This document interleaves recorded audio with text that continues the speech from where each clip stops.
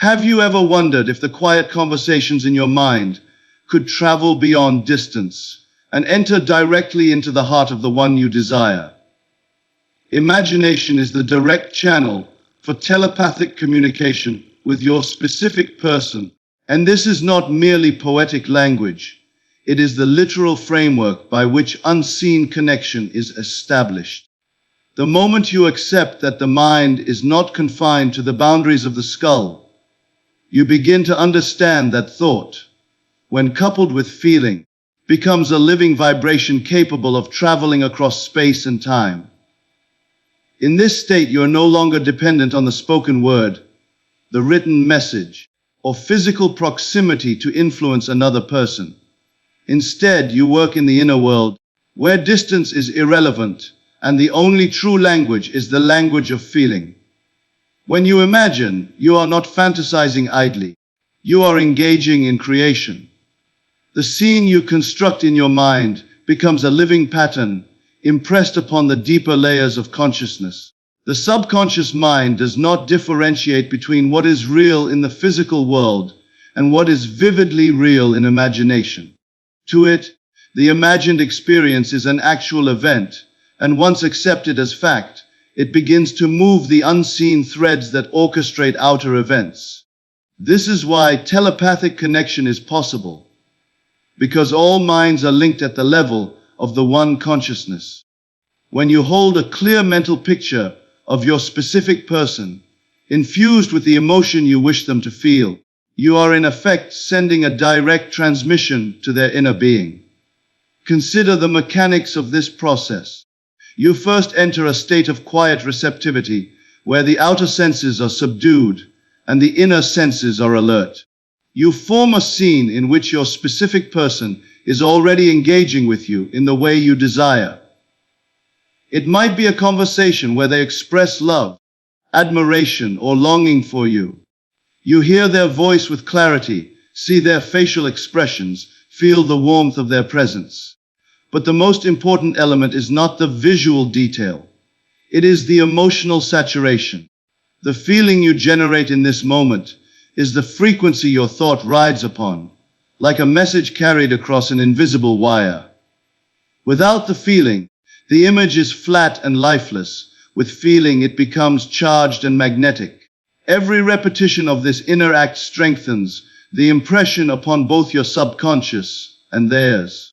You may begin to notice subtle changes, a shift in their tone when they speak to you, an increase in contact, a sudden interest that seems to come out of nowhere.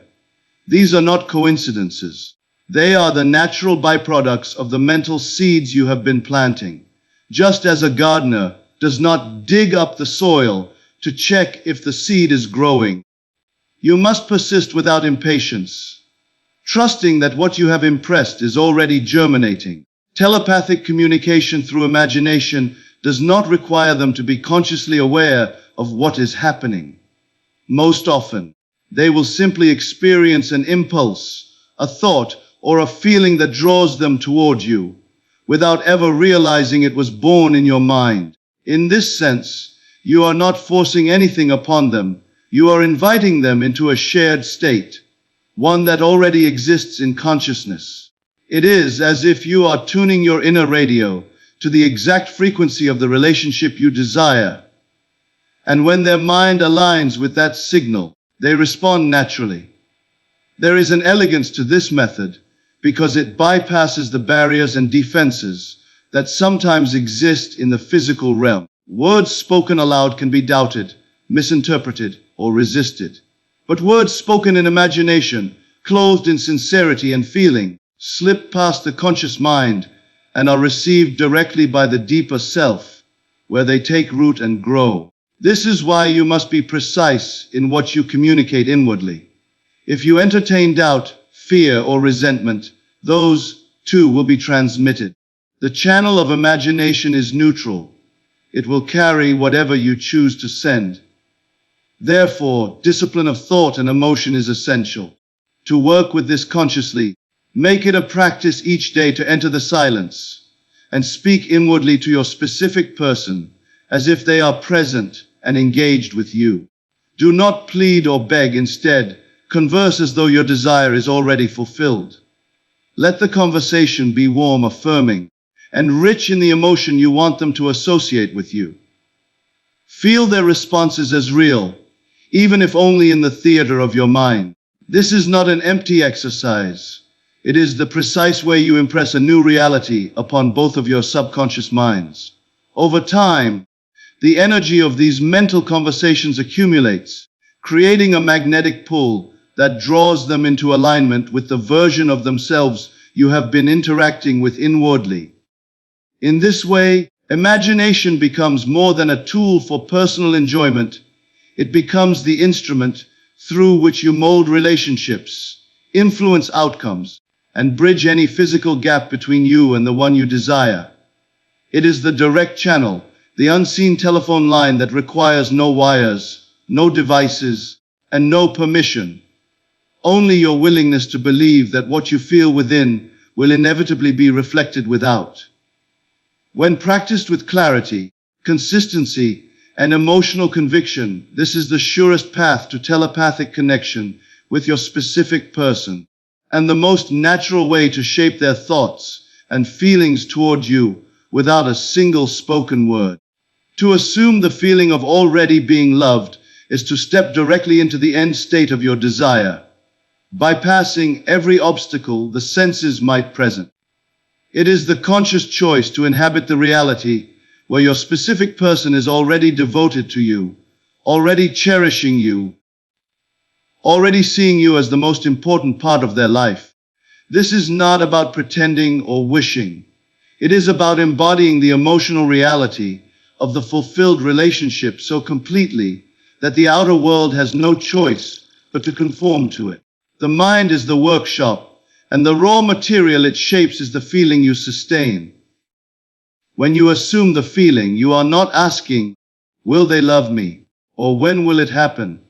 Those questions belong to a state of lack, and lack only reproduces itself.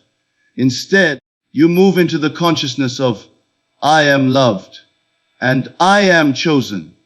You wear that feeling as naturally as you wear your own skin. Every time you recall their smile in your mind, every time you replay the warmth of their touch in your imagination, you are strengthening the foundation of this new identity. The world is nothing more than a mirror to your inner assumptions, and when your inner state is saturated with the feeling of being loved, the reflection must appear. Think of how you behave when you know you are already loved. There is a quiet confidence, an ease in your movements, an unshakable calm. You do not chase, you do not worry, you do not doubt, because the relationship is an established fact in your awareness. This inner stability is magnetic.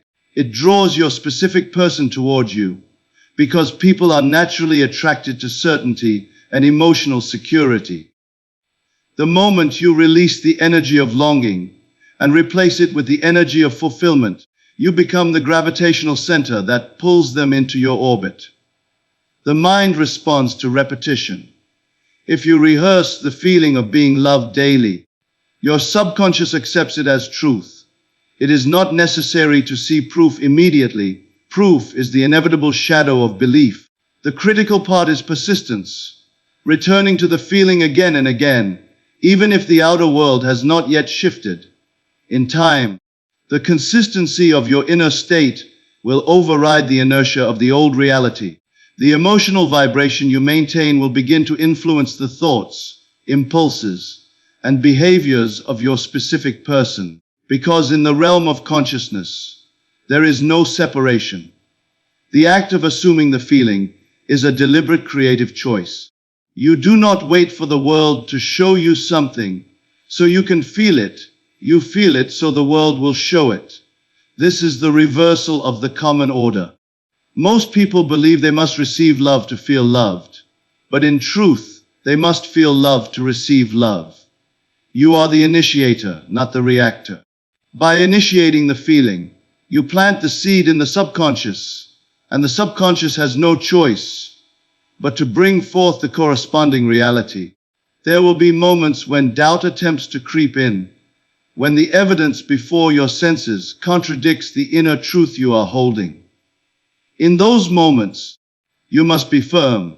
You remind yourself that the outer world is a past creation, a reflection of former states of mind. It has no authority over the reality you are now choosing to occupy. The feeling of being loved is not fragile. It is a steady flame that can burn even when the winds of circumstance blow against it. The more you nurture it, the stronger it becomes, until it is unshakable.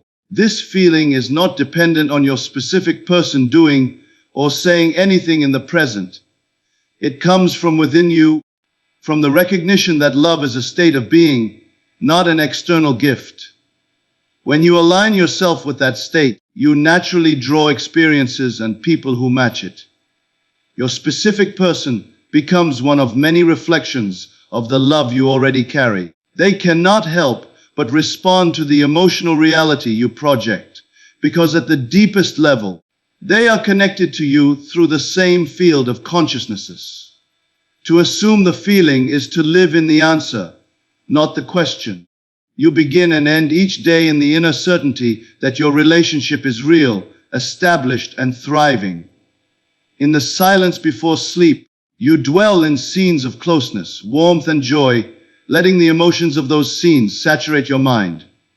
Upon waking, you carry the residue of that feeling into your day, and the day begins to bend itself to match it.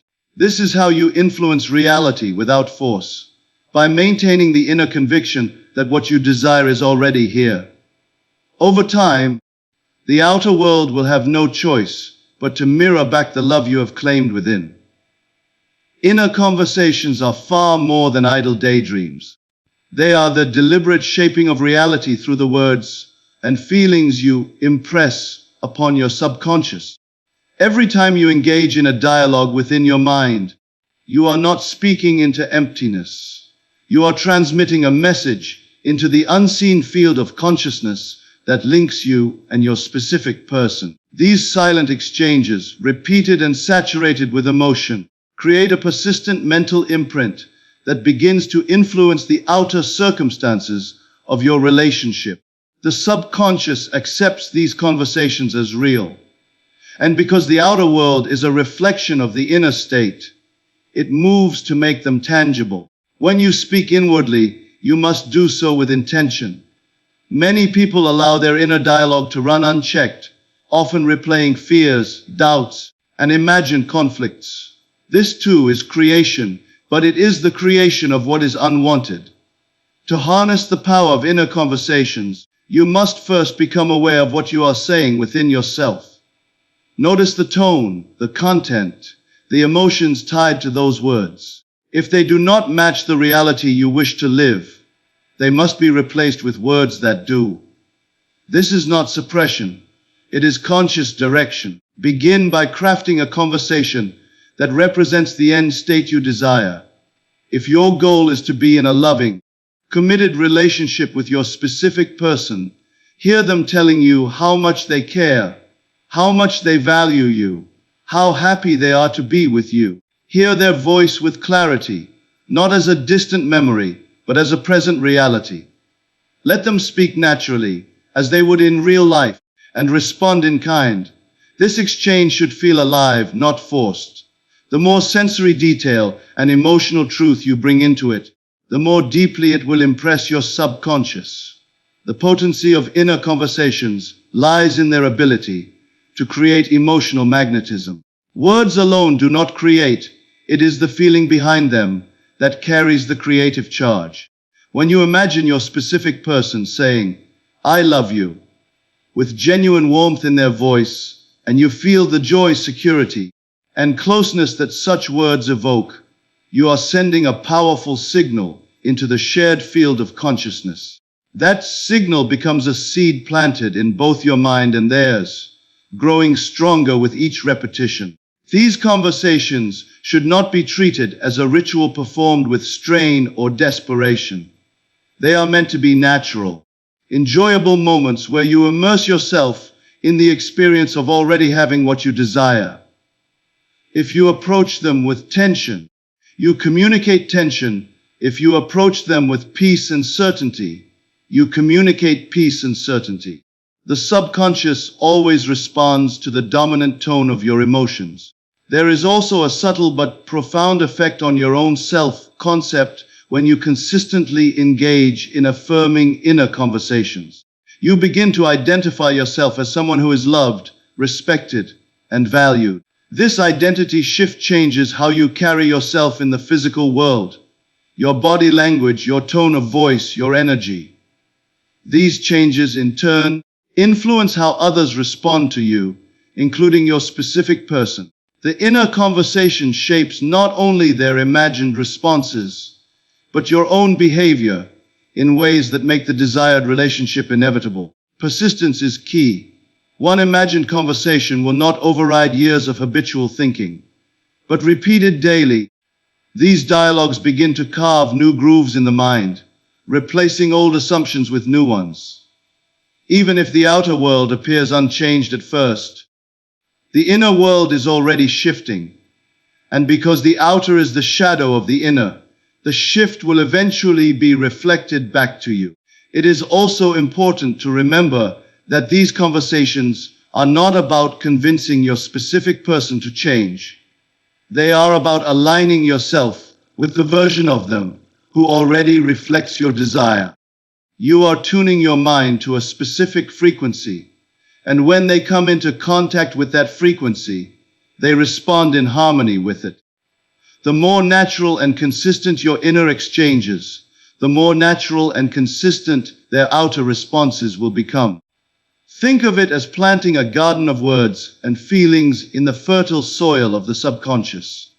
Each time you engage in a loving, affirming inner conversation, you are watering that garden. Over time, the growth becomes inevitable, and what was once invisible becomes visible. By maintaining this practice, you create a momentum that cannot be stopped, for you have already established the relationship within yourself, and the outer world must follow. Telepathy works by persisting in an inner scene until it becomes natural, until the mind no longer questions it, until the heart beats in rhythm with it. At first, the scene you construct in your imagination may feel like a deliberate effort, something you have to focus on, something you have to rehearse.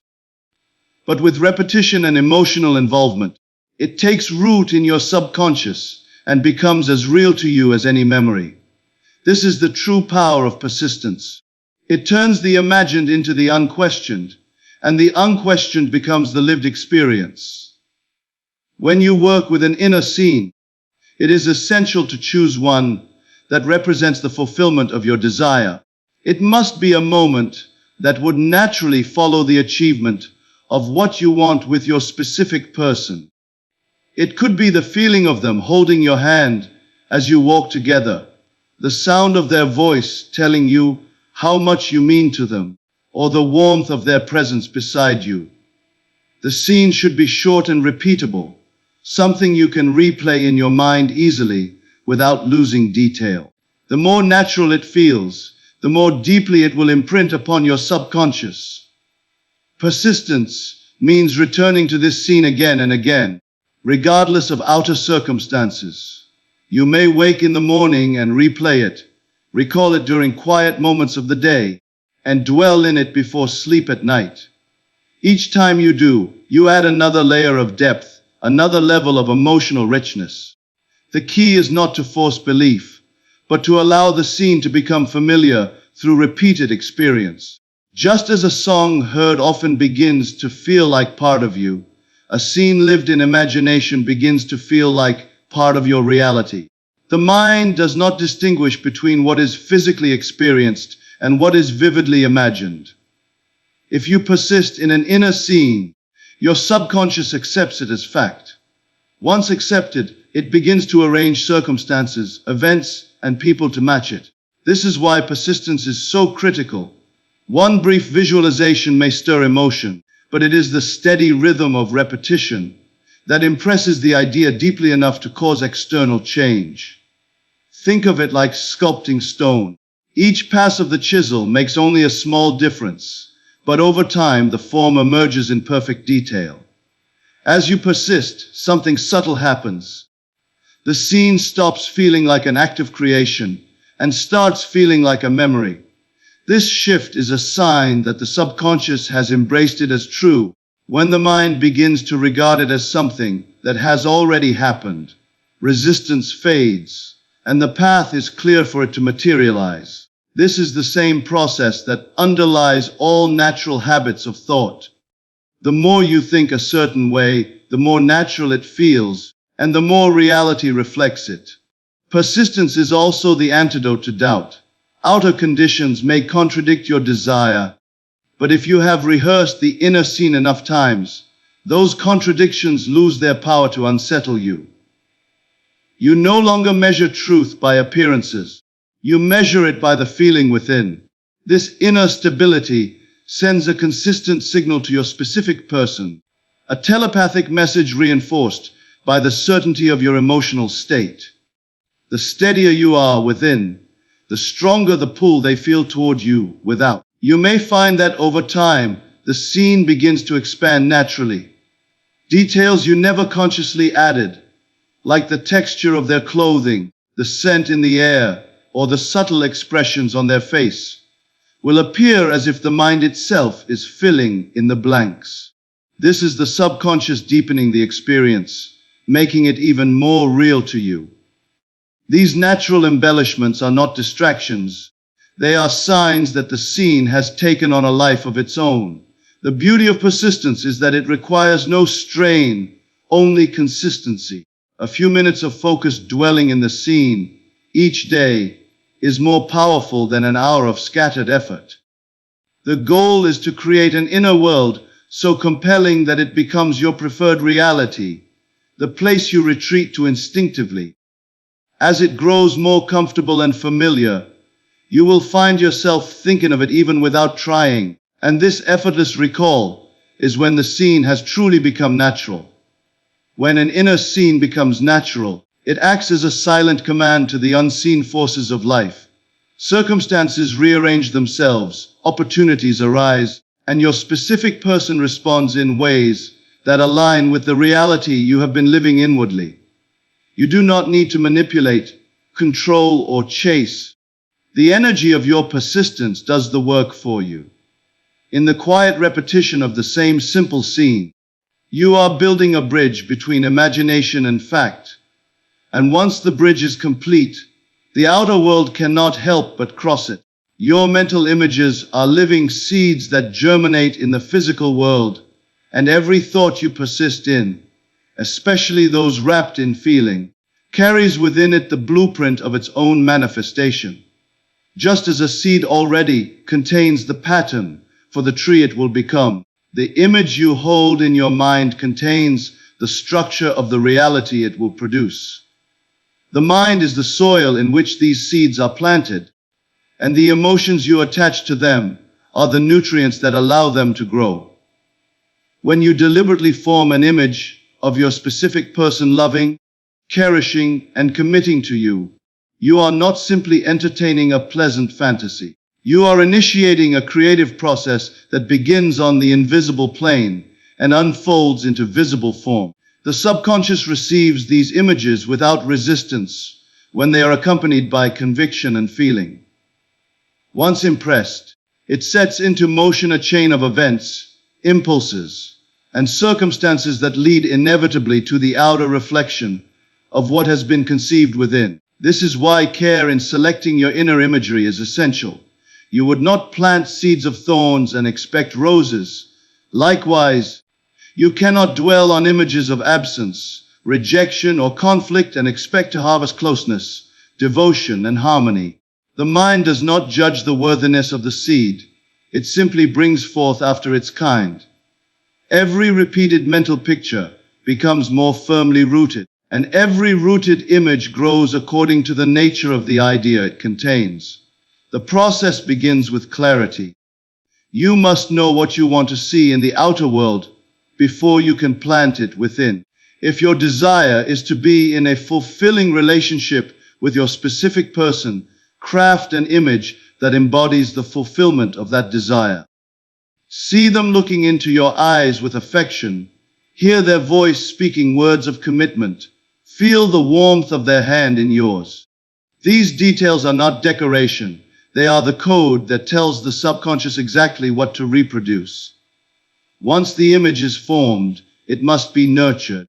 Nurturing is persistence without strain, revisiting the image daily, and allowing it to become increasingly vivid. You do not dig up a seed to see if it is growing. You water it, protect it, and trust in its unseen development. In the same way, you must resist the temptation to question when or how your desire will manifest. The how is the domain of the subconscious, which operates with infinite intelligence. Your role is to supply the image and the feeling, and to keep them alive until they naturally emerge into fact. The emotions you attach to your mental images act as the sunlight and water for the seed. A picture without feeling is like a seed left on dry ground. It may hold potential, but it will not sprout.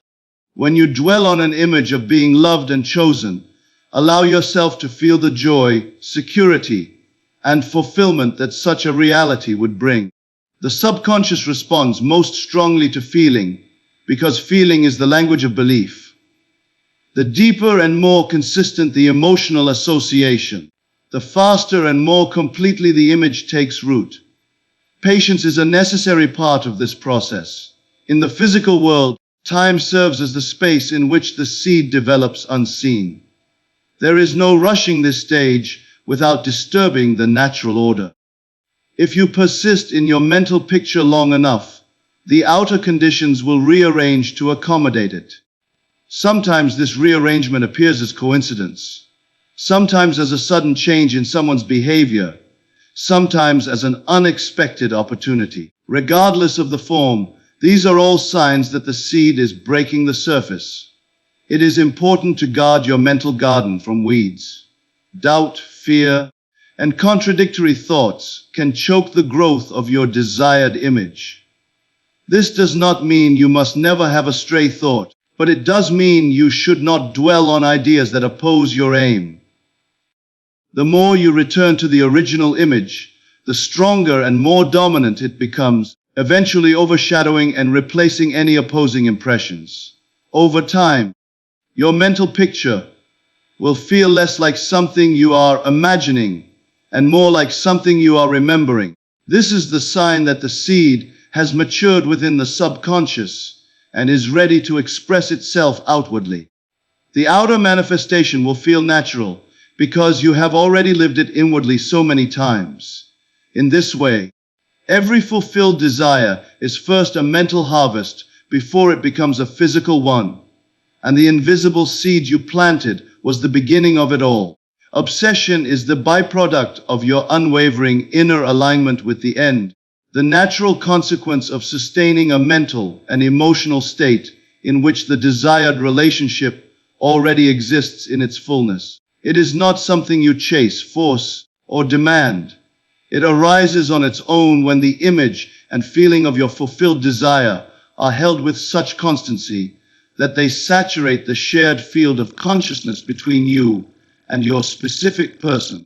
In this state, your presence becomes fixed in their awareness, not through manipulation, but because the reality you have claimed inwardly has impressed itself so deeply upon the unseen connection you share that it begins to dominate their thoughts.